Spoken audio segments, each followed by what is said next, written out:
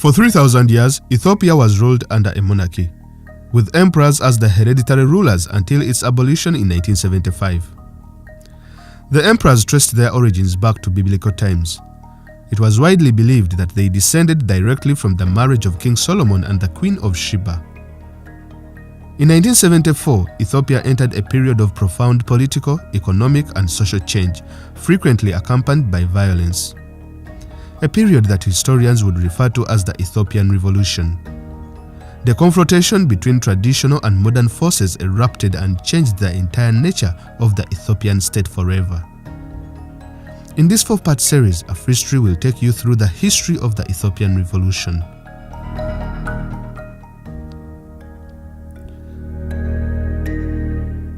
Part 1. On the 2nd of November 1930, Rastafari Makonnen was crowned as the Emperor of Ethiopia.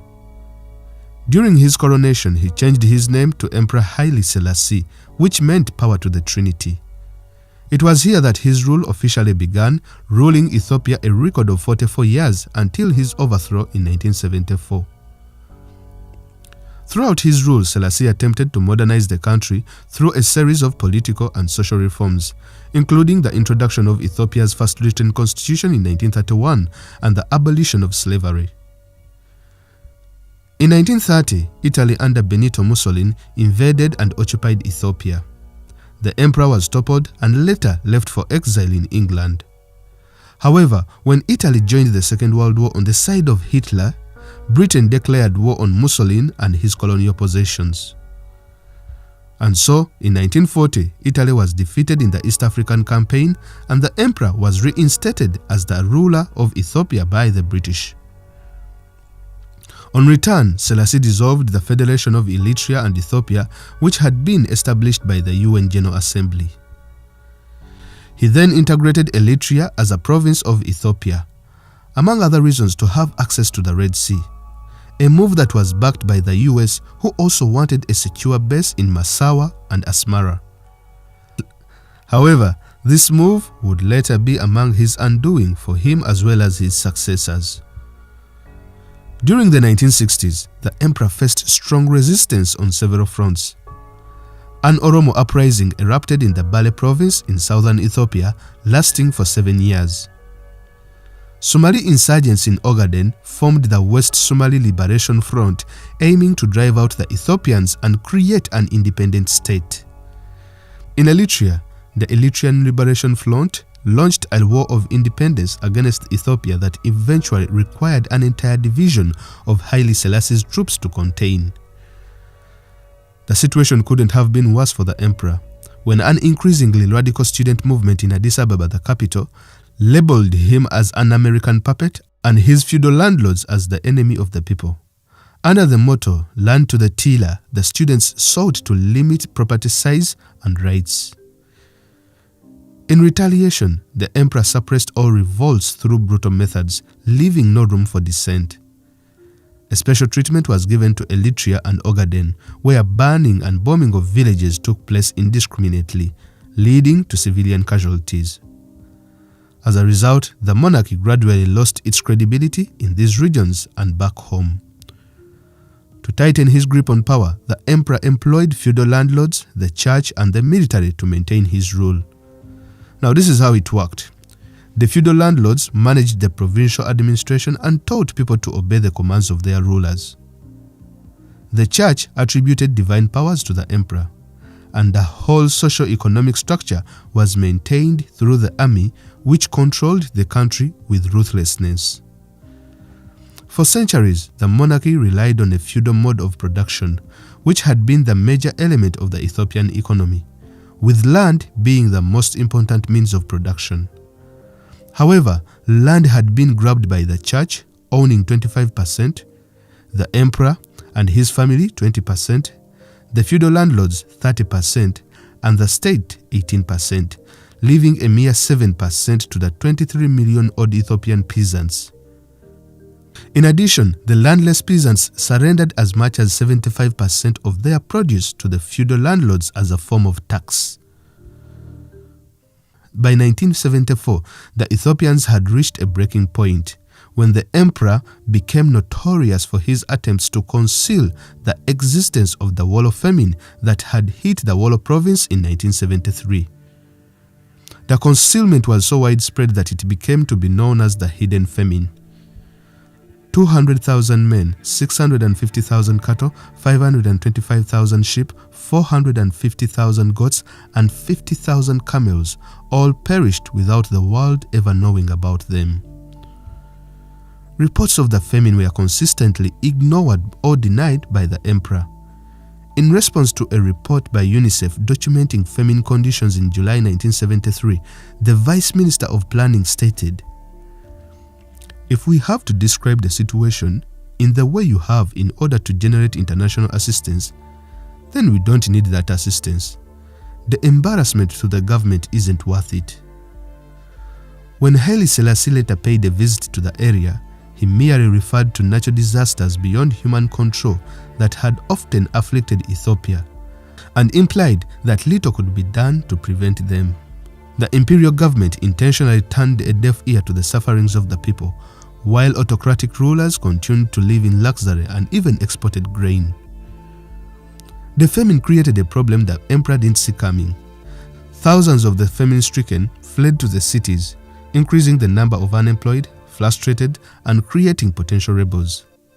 The prices of all essential commodities increased and dissatisfaction spread evenly amongst the armed forces, who now even demanded higher wages and salaries.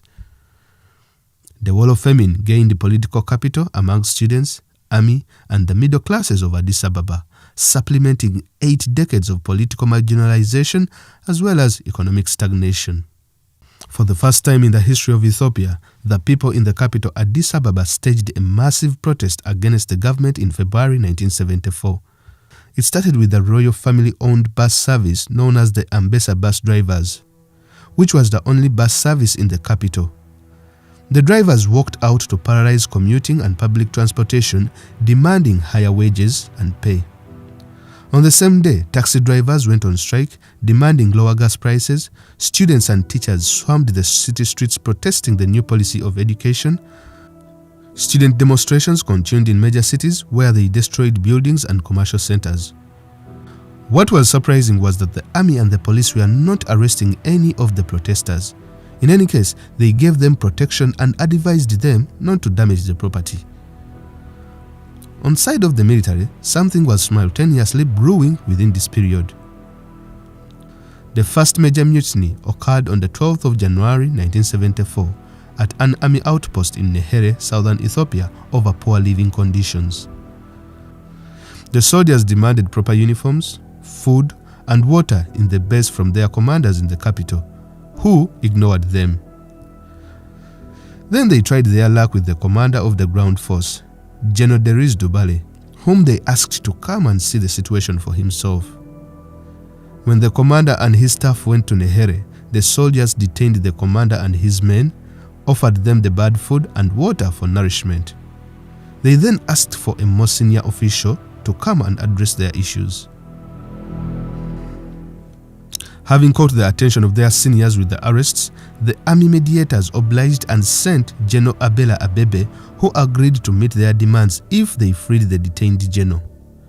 However, upon returning to Addis Ababa, General Abebe ordered the arrest of the leaders of the mutiny.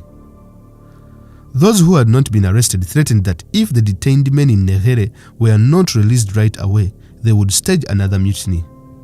So, the arrested soldiers were later released, but the word of the Nehere mutiny had already spread through the army's network to every unit in the country like wildfire. On release, General Dubare's troubles did not end in Nehere.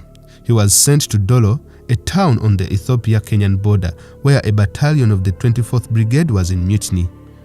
While there, he was made to sit under the scorching sun for half a day. When he got thirsty and hungry, they treated him to dirty water and bread full of grit. A month later, airmen at Bishofu Air Force Base staged another revolt and sit-down strike. They distributed leaflets with a list of demands in all Air Force bases, including Asmara, Diadawa, and most of the Army and Naval bases. The demands included a triple rise in salaries, free medication, among others. When they refused the orders to go back to work, the government sent in a police commando unit to surround the entire Air Force base, but the organizers persuaded the police not to attack the base because their victory would be helpful to them too. On learning about this, the defense minister then sent the chief of staff, General Asefa Ayene, who had been the commander of the Air Force a few years back. Knowing that the man was dangerous and would not hesitate to crush the mutineers returned to work with no results. Defeated, the leaders of the mutiny did not stop the struggle. They left the base to the awakened people, including police officers, students, army, and other workers.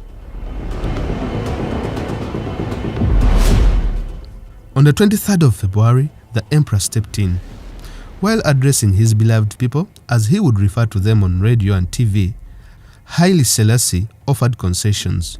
He postponed changes in the education system, reduced fuel price increases, and implemented price controls to check inflation.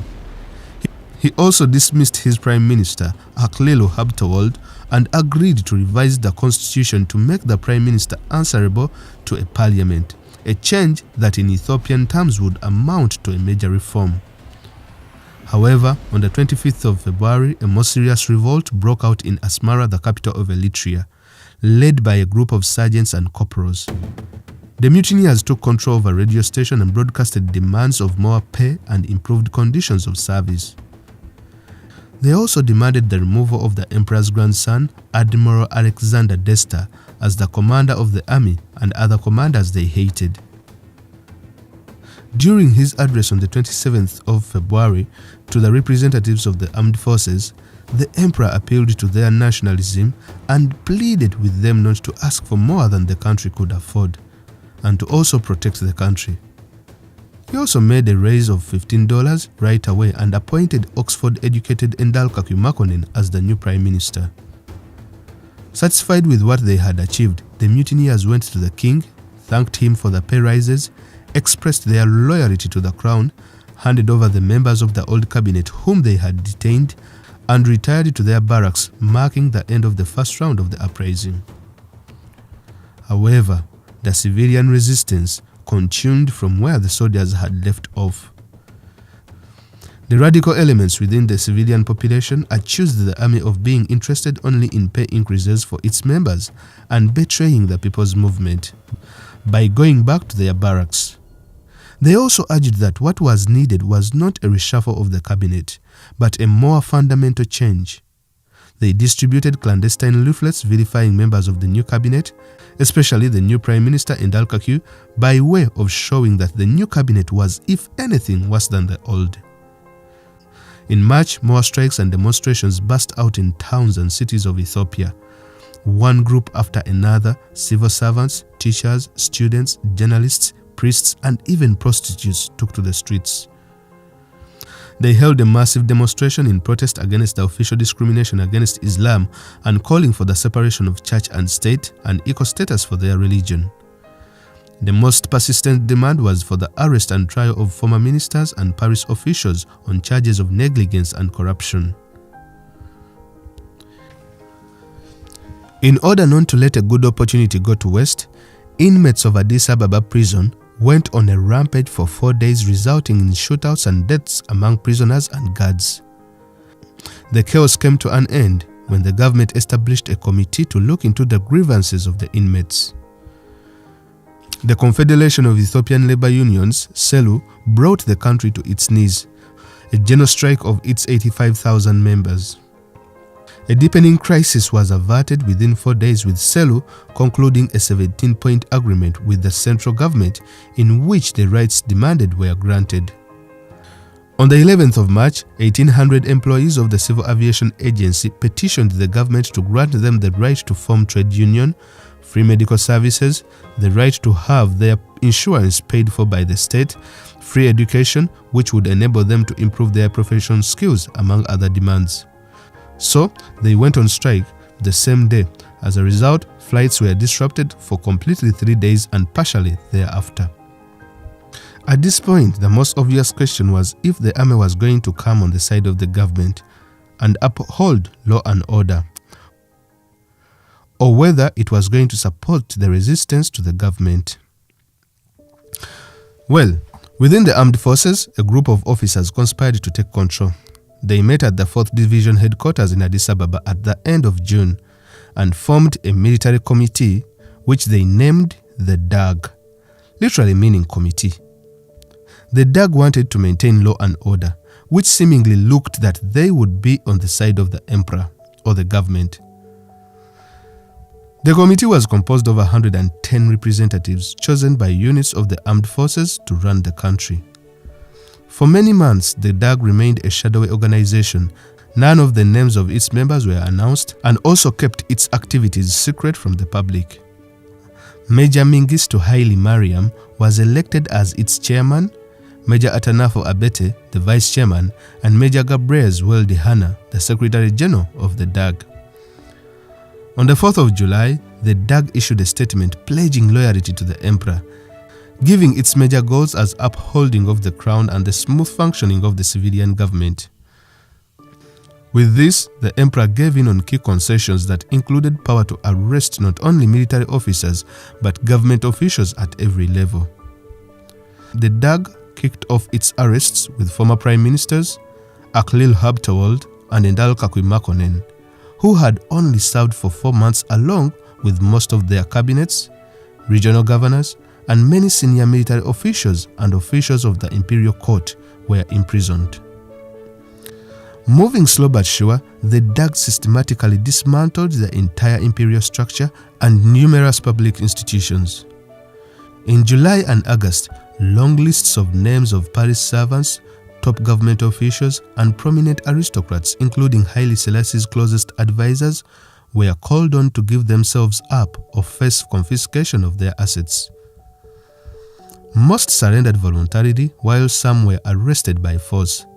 Hundreds were jailed in basements of buildings in the Grand Paris, packed so tight they had to take turns lying down on bare earthen floor for sleep. At the Jubilee Palace, the emperor's residence, he was only left with a handful of personal servants. Isolated, the DAG then turned to the emperor himself. They accused him of squandering the country's meager resources on expensive trips abroad and of being negligent to the wall of famine. At a 4-day secret meeting in early September, the DAG voted to dethrone Haile Selassie. On the 11th of September, 9 princesses, including the emperor's sole surviving daughter and 7 granddaughters, were imprisoned in a dungeon-like cell, their heads shaved, allowing only 2 mattresses to share between them. On the same day, officers from the DAG interrogated Haile Selassie on the whereabouts of his fortune. As one officer asked, "But surely, Your Majesty, you must have put something aside for your retirement." The emperor replied, "For an emperor, there is no retirement. Having not provided for our retirement, we have nothing." The officers then asked the emperor to watch a British television documentary called The Hidden Famine with them. The documentary was aired on national TV as an expose examining how thousands of men, women, and children had been allowed to starve in Wollo the previous year.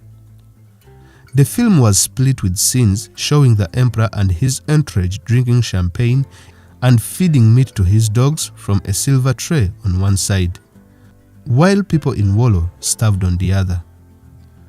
According to eyewitnesses, seated in an armchair, Haile Selassie watched the film to the end and became lost in thought. The following morning, on the 12th of September, 3 officers from the DAG, dressed in combat uniforms, entered the chamber where Haile Selassie awaited them. They read out a proclamation of deposition dethroning the emperor. The emperor listened calmly, then replied that if the revolution was good for the people, then I too support it. "In that case, Your Majesty, will you please follow us?" said the major. "Where to?" asked the emperor. "To a safe place His Majesty will see," replied the major. Haile Selassie, who was accustomed to Rolls Royces, was placed into a tiny Volkswagen and drove through the empty streets of Addis Ababa to the 4th Division barracks. The emperor spent the last months of his life imprisoned in rooms in the Grand Paris, Within the hour, Radio Addis Ababa reported the DAG had freed Ethiopia from Haile Selassie's oppression. Haile Selassie died a prisoner on the 27th of August 1975. The DAG announced his death on a radiocast and said he had been found dead in his bed by a servant, and that the cause of death was probably related to the effects of a prostate operation that he underwent 2 months earlier. The official sources announced that the burial of the former emperor was to be in the strictest privacy and had to take place within 24 hours after death as per the Ethiopian custom. No one knew where the emperor was buried except the people that buried him. Another version of his death indicated that he had been in good health, and the 83-year-old had been suffocated to death with a wet pillow. His body was buried beneath a lavatory in the palace, remaining hidden there for 16 years while the revolution raged on. In 1992, his remains were exhumed and reburied in Bata Church near the tomb of his great-uncle, Emperor Menelik II, after a befitting imperial funeral by Ethiopian Orthodox Church on the 5th of November 2000. With the overthrow and eventual death of the emperor, the DAG's power increased, became law unto itself, and ruled Ethiopia by decree. The power struggles within itself led to the murder of its own members, leading to the rise of Haile Mariam Mengistu, ushering in a dictatorial regime that tormented and unleashed terror on the people of Ethiopia and Eritrea.